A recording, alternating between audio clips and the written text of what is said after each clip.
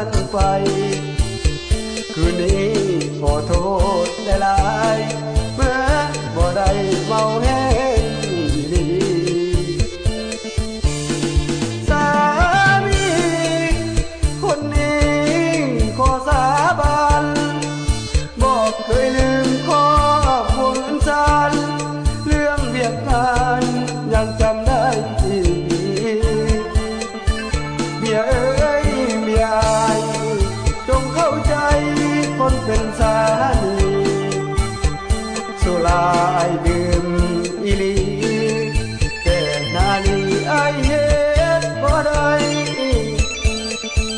บอกเมียแจ้งเงินนี่กินเลือดแปลงเฮือนเสียวหัวบอกเคยคิดคดเลี้ยวไปหาเที่ยวหาน้อยหาใหญ่อยากหา